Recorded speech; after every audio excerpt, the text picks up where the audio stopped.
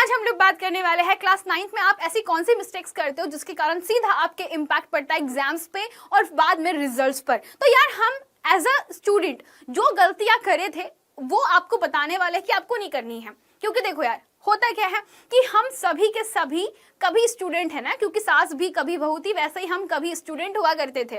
तो हर स्टूडेंट की लाइफ में कुछ ऐसे लर्निंग लेसन्स होते हैं जो कि वो अपने जूनियर्स को बता सकता है। तो सेम फॉर मी, मैं भी आप लोगों को वो लेसन्स बताना चाहती हूँ जो कि मैंने अपनी क्लास 9th के टाइम पर सीखा था। तो चलिए शुरू करते हैं। द फर्स्ट पॉइंट वॉज कि हम अक्सर क्लास 9th को सीरियस नहीं लेते। We are not treating it like as a board. अक्सर हर कोई स्टूडेंट को यही लगता है कि यार क्लास 9th इंपॉर्टेंट नहीं है, इसमें पासिंग मार्क मिल जाए इतना ही इनफ है, बाकी हम लोग क्लास 10th में फोड़ देंगे, मचा देंगे, तबाही कर देंगे, दैट्स इट। अक्सर ये हमारे बैक बेंचर्स की थॉट होती है। बहुत सारे बच्चे यही सोच रहे हैं। बट आपको बता देती हूँ, if you want to do something better, आपको लगता है कि नहीं यार मुझे अपनी ही लाइफ में कुछ लर्निंग्स लेनी है, मुझे कुछ नया सीखना है, और ये आपके अंदर हमेशा से एक कीड़ा रहा है, तो आप लोगों को सबसे पहला काम ये करना है कि हर एक क्लास को उतनी ही प्रेफरेंस दो जितनी की बोर्ड्स को दी जाती है। यानी कि क्लास 9th उतनी ही इंपॉर्टेंट है जितनी क्लास 10th। अगर आप लोग आगे कोई कॉम्पिटिटिव एग्जाम करना चाहते हो, अगर आपको लगता है कि नहीं हम लोग मैम आगे जाके जेई करेंगे या फिर नीट का प्रिपरेशन करेंगे, ओलंपियाड्स की प्रिपरेशन करनी है, तो ये सभी के लिए क्लास 9th का इक्वली इंपॉर्टेंस होता है। तो अगर आपने अभी इसको मिस कर दिया, आपने इस पर फोकस नहीं किया, आपने इसको सीरियस नहीं लिया, तो यार ये फिर बाद में थोड़ा सा प्रॉब्लम देगा आपको। लर्निंग प्रोसेस में थोड़ा सा स्ट्रगल होने वाला है, क्योंकि क्लास 9th में जो भी आप सीख रहे हो वैसा ही उसका एडवांस वर्जन क्लास 11th में होता है। सेम क्लास 10th के लिए है। 10th में जो भी आप लर्न करते हो वही आपका क्लास 12th का एडवांस वर्जन होता है। तो इस तरीके से ये सभी 4 जो साल है आपके बहुत इंपॉर्टेंट है, तो इसको बिल्कुल भी ना भूले। देन हम लोग बात करते हैं पॉइंट नंबर दूसरा, जो कि सबसे ज्यादा इंपॉर्टेंट है। आप क्लास 8th में थे, अब आप 8th से 9th में शिफ्ट हो रहे हो, यानी कि कुछ नई सीख रहे हो, नई चीज देखोगे। हो सकता है कि नई टर्मिनोलॉजी मिले, और हो सकता है कि अब मैथ्स में आपका इंटरेस्ट थोड़ा सा खत्म भी हो जाए। क्यों? क्योंकि मैथ्स में यार बहुत सारी नई नई चीजें ऐसी सीखोगे जो पहले कभी भी नहीं सीखी थी। तो आपका इंटरेस्ट खत्म ना हो और आप हमेशा मैथ्स और साइंस से जुड़े रहे, इसके लिए जरूरी है कि हर सब्जेक्ट को इक्वली इंपॉर्टेंस देना। क्लास 8th का जो सिलेबस था वो बहुत ही छोटा, इजी पीजी सा था, लेकिन क्लास 9th में जब आप मूव कर रहे हो तो यार वो जो गैप होता है क्लास 9th और 8th के बीच में वो बहुत ही बड़ा होता है। क्योंकि क्लास 8th में आप जनरली थ्योरीज को ज्यादा लर्न करते हो, बट जैसे ही आप क्लास 9th में मूव करते हो तो हमें वहां पे mathematical terms, specially in science and physics, है ना, तो साइंस की फिजिक्स में हम लोग जो भी मैथमेटिकल टर्म पढ़ते रहते हैं वो काफी ज्यादा जरूरी है। और ये मैथमेटिकल टर्म्स में ही अब से आपकी फिजिक्स चालू हो जाएगी। यानी कि अब आपको फॉर्मूलेस पढ़ने पड़ेंगे, आप सभी को अब थिंक करना पड़ेगा लॉजिकली। अगर आपने ये नहीं किया तो आपका बेटा क्लास 8th में जो भी लर्निंग लेसन्स था वो बेकार हो जाएगा, और जब आप 9th में जाओगे तो हर चीज आपको नई दिखेगी, और वो नई चीजें आप कवर अप नहीं कर पाने के कारण आप पीछे पीछे पीछे पीछे होते चले जाओगे। एंड देन फिर आप बोलोगे कि क्लास 9th हमें टफ लगती है या मैथमेटिक्स हमें टफ लगती है। तो आपको ये बिल्कुल भी नहीं करना है कि क्लास 8 से जब 9th में जाओ तो बेसिक मैथमेटिक्स आपका बहुत अच्छा स्ट्रॉन्ग होना जरूरी है।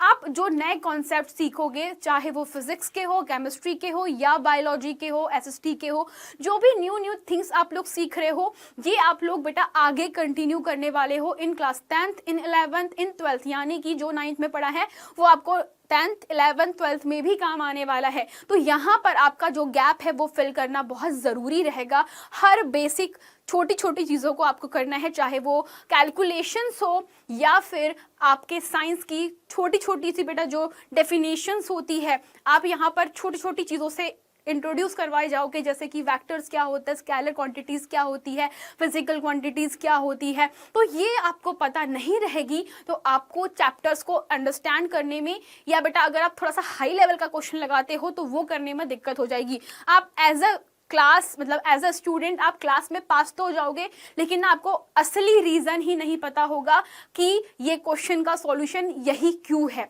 या तो आप रट के पास हो सकते हो या समझदारी से। जो रट के पास होगा वो क्लास 9th अगर फेल हो गया तो 10th में भी अच्छा कर लेगा, लेकिन जो समझकर पास कर रहा होगा वो बच्चा क्लास 9th में भी अच्छा करेगा और वो 10th में भी अच्छा करेगा। देन द थर्ड मिस्टेक जो कि सबसे ज़्यादा होती है वो है बच्चा टाइम को प्रॉपर मैनेज नहीं करना। टाइम मैनेजमेंट बहुत बड़ा इशू है आजकल के टीनेजर्स में, क्योंकि मोस्ट ऑफ द टाइम उनका शॉर्ट्स में या रील्स देखने में चला जाता है।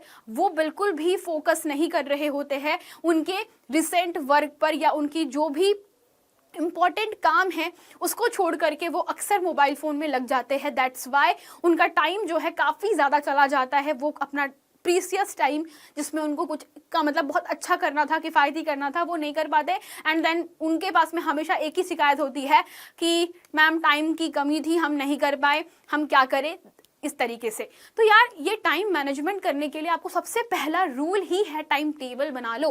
टाइम टेबल ऐसा बनाना है आप लोगों को कि आपका स्कूल, आपकी क्लासेस, आपका रिवीजन, आपका खेलना कूदना पढ़ना सब कुछ उसमें मैनेज हो जाए। यस, मैं सिर्फ स्टडीज की बात नहीं कर रही हूँ, मैं बात कर रही हूँ फिजिकल एक्टिविटीज की भी। यानी कि हर चीज बैलेंस करनी पड़ेगी आप लोगों को, क्योंकि अभी आप सीख गए तो क्लास 10th 11th और 12th में बेटा आप लोग थोड़ा सा और हायर लेवल पर जाने वाले हो। अभी अपने आप को इस मेंटालिटी से वर्क करवाओ कि यार हमको बहुत सारी चीजें लर्न करनी है, सीखनी है, टाइम हमेशा कम रहेगा, हमें मैनेज करना सीखना है। अभी से आप आदत डाल दोगे, हैबिट बना लोगे तो यार क्लास 10th 11th 12th आप लोगों के लिए फिर चुटकियों में आसानी, मतलब चुटकियों में आपके लिए जो भी प्रॉब्लम्स है वो सॉल्यूशन में मिल जाने वाले हैं। सेम टू सेम एक चीज आपको बता दे रही हूँ कि यार जो टाइम मैनेजमेंट स्किल होती है इसमें एक बहुत ही बड़ी चीज आप लोग फेस करने वाले हो कि मैम हम लोग हमारा जो रूटीन है उसको कैसे सेट करें। तो यार सबसे पहली चीज आपको जिन सब्जेक्ट्स के ऊपर ज्यादा फोकस करना है वो है आपका मैथ्स एंड साइंस। यस, बाकी सारे सब्जेक्ट्स में बच्चा आपका मैथ्स एंड जो साइंस है इन पे आपको कंटिन्यू फोकस करना जरूरी है, क्योंकि यहीं पे आपको नई नई चीजें सीखने को मिलेगी जो शायद पहले कभी भी नहीं सीखी होगी, जो आपको थोड़ी सी कंफ्यूज करेगी, आपको क्लास 9th में परेशान करने वाली प्रॉब्लम्स आपको यहीं मिलने वाली है। सो दैट्स वाई बच्चा आपको आपका टाइम टेबल ऐसे बनाना है कि ये 2 सब्जेक्ट्स आपके बहुत अच्छे से कवर हो जाए। देन बच्चा अगर आपने आपके 24 आवर्स को प्रॉपरली यूज नहीं किया तो ये पूरी तरीके से सिर्फ और सिर्फ वेस्ट ही है, कोई मतलब नहीं है। फिर जो बच्चा आपका 4th पॉइंट है वो है नॉट मेकिंग नोट्स। अगर भाई टाइम टेबल नहीं बना रहे हो तो आपके पास में टाइम नहीं बच रहा है, टाइम नहीं बचेगा तो आपके पास में नोट्स बनाने का भी टाइम नहीं होगा। और यहीं पे आपकी 4th सबसे बड़ी मतलब मिस्टेक होती है जो कि लर्निंग प्रोसेस के लिए घातक हानिकारक है, वो है खुद के नोट्स प्रिपेयर ना करना। यदि बच्चा आप मतलब नोट्स बिल्कुल भी नहीं बनाते हो तो नोट्स नहीं बनाने से आपका नुकसान और फायदा मैं दोनों बताती हूँ। फायदा ये है कि आपका टाइम बचेगा, लेकिन नुकसान क्या है ये सीख लीजिए। नोट्स अगर आप नहीं बनाते हो यानी कि नो नोट्स, तो एग्जाम टाइम में आपके पास में पढ़ने के लिए कुछ भी नहीं रहेगा। You can't study and revise properly, ना ही आपकी स्टडीज हो पाएगी ना ही आपके प्रॉपर रिविजन हो पाएंगे, चाहे आप क्लासेस लो या ना लो, क्योंकि ये दोनों चीजें बहुत जरूरी है। आपकी स्टडीज, आपके रिविजन, ये दोनों चीजें नहीं कर पाओगे तो बच्चा फिर आप एग्जाम में क्या लिख कर आओगे, है ना, कुछ भी लिख कर नहीं आ पाओगे। और ना ही आपको फिर याद रहेगा कि पर्टिकुलर चैप्टर में पर्टिकुलर टॉपिक कौन से थे, पर्टिकुलर इंपॉर्टेंट चीज कौन सी थी, और वो आप फिर भूलने लगते हो ना, भूलने वाली बीमारी आपको आने लगती है। तो नोट्स बनाना, उसको प्रॉपर रिवाइज करना बहुत बहुत बहुत ज्यादा जरूरी है। अगर ये नहीं किया तो बेटा फिर आप लोग भूल जाइए कि आपके अच्छे नंबर आने वाले हैं, ठीक है, क्योंकि फिर आप सिर्फ एक ही काम करने वाले हो, रटना, और रटने के बाद एग्जाम में 100% गारंटी है बेटा भूलोगे ही भूलोगे। तो दैट्स वाई खुद समझो। चैप्टर मान लीजिए आज मैंने आपको कोई टॉपिक पढ़ाया, let's take an example, motion पढ़ाया, तो मोशन को आपने पढ़ा एंड पढ़ने के बाद आपने जो भी अंडरस्टैंड किया उसको अपनी खुद की लैंग्वेज में लिखा। दैट्स ये है हम आपके नोट्स। इस तरीके से नोट्स बनाओगे तो हमेशा आपको याद रहेगा, कभी आप लोग भूलोगे नहीं। देन सबसे लास्ट और इम्पॉर्टेंट पॉइंट है आप लोगों का कि भाई अगर आपको कहीं पे कुछ इश्यूज है, प्रॉब्लम्स है, तो आप डाउट्स नहीं पूछते हो। अक्सर हम लोगों को लगता है कि हमारा जो पड़ोसी स्टूडेंट है वो हमसे ज़्यादा होशियार है तो उसको सब कुछ आता होगा, तो अगर उसको बेटा समझ में आ गया है तो वो टीचर से कभी कोई डाउट नहीं पूछेगा, ठीक है। बट अगर आपको कुछ समझ में नहीं आया है तो यार आप पूछो, कुछ प्रॉब्लम है आप टीचर से पूछ लो। हम अक्सर शर्म के मारे डाउट नहीं पूछ पाते हैं, और जब हम डाउट नहीं पूछेंगे तो जो टॉपिक में हमको डाउट रहता है बेटा, वो डाउट क्लियर ना होने के कारण लंबे समय तक वो चैप्टर या टॉपिक दिमाग में नहीं घुसता।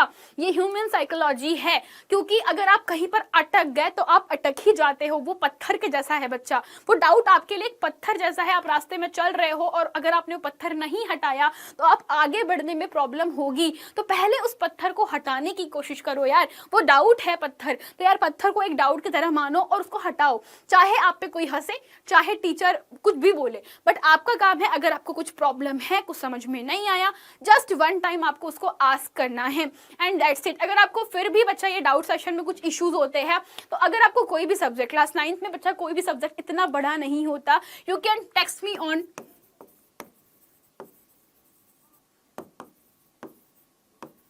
ये मेरा इंस्टा आईडी है। अगर आप लोगों को कुछ भी है बच्चा, आप डायरेक्ट मुझे इस पर डीएम कर सकते हो। I am always available for you guys, because मुझे पता है एज अ स्टूडेंट बच्चा मैंने भी बहुत सारी चीज़ें फेस करी हुई है। कई बार मेरे सामने बुक में चीज लिखी हुई चीज़ भी मुझे अंडरस्टैंड नहीं होती थी, मुझे नहीं पल्ले पड़ता था कि क्या लिखा है। I always use to ask doubt in my class. मेरी पूरी क्लास को पता था कि कोई डाउट नहीं पूछेगा तो पर मैं पूछूंगी, एंड मैं पूछती थी, और जो मैं डाउट पूछती थी उससे बाकी 10 बच्चे जो कि साय थे थोड़े से, जिनको थोड़ा सा टीचर सामने बोलने में प्रॉब्लम होता था, उनके भी डाउट्स क्लियर हो जाते थे। तो ये आपका बेनिफिट भी है। तो यार डाउट पूछना बुरी बात नहीं होती, कुछ भी दिक्कत है आप सीधा पूछ लिया करो, ठीक है। देन आपको क्या करना है, अब आप लोगों को ये चीजें नहीं करनी थी। अब क्या करना है, डेली की एक टू डू लिस्ट प्रिपेयर करो। सबसे पहली चीज की क्या आपने टाइम टेबल फॉलो किया।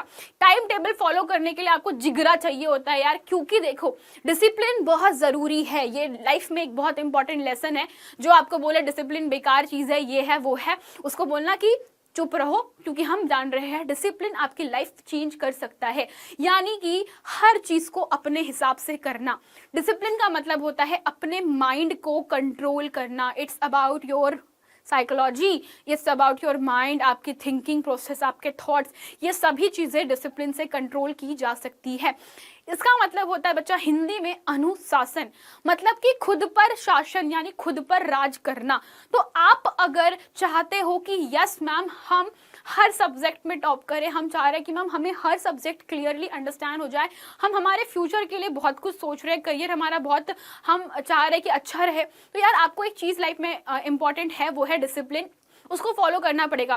So just prepare your time table कि कितने बजे उठ रहे हो, कितने बजे तक आपको आपका फ्रेश होना है, अदर काम से निपटाने हैं, ठीक है। फिर आपको स्कूल के लिए कितना टाइम देना है, स्कूल का जो भी टाइम है आपका वो निकालने के बाद स्टडीज में कितना टाइम देना है, खेलने कूदने में, खाने खाने में, जितना भी टाइम है आप लोगों का हर चीज़ टाइम टू टाइम हो, तो ये बेस्ट चीज़ है जो आप आपकी क्लास 9th में कर सकते हो। अगर आपने क्लास 9th में बस ये कर लिया ना, क्लास 10th 11th 12th में आपको इसका हैबिट पड़ जाएगा।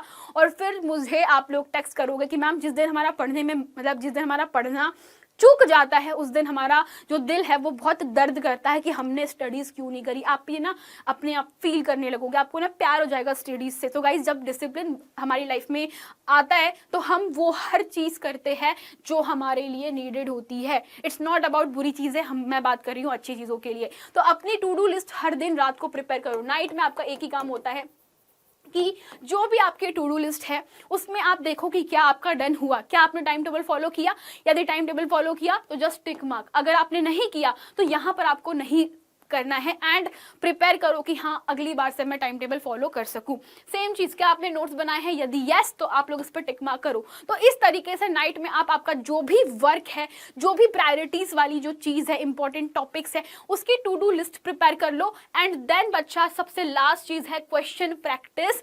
क्या आपने क्वेश्चन प्रैक्टिस किए, यस तो देन ओके, नहीं किए तो क्यों नहीं किए, ये आपका दिमाग में क्वेश्चन हमेशा आना चाहिए। And that's how you can बेटा विन योर क्लास 9th, और आप इससे बहुत अच्छे नंबर भी स्कोर कर सकते हो। यही बच्चा आपका और मेरा थोड़ा थोड़ा एक्सपीरियंस मैंने आपको शेयर किया। आप लोग भी फील कर रहे होगे कि मैंने जो बातें बोली है वो बहुत ज़्यादा रिलेटेबल है, क्योंकि ये सिर्फ आप अकेले नहीं हो, ऐसे बच्चा बहुत सारे स्टूडेंट्स हैं जिनके साथ में हमेशा सेम टू सेम प्रॉब्लम होते रहता है। तो आई जस्ट अंडरस्टैंड दिस, तो इसीलिए ये सेशन आप लोगों के लिए था। इफ आपको ये पसंद आया है तो जस्ट कमेंट सेक्शन में आप डाल दीजिए। एंड अगर आपको कुछ और भी चीज़ों के ऊपर इस तरीके के सजेशंस चाहिए तो guys I am always here, आप लोगों के लिए इस तरीके के सेशंस और लेकर के आऊँगी। That's it, thank you so much, bye bye, मिलते हैं, टेक केयर।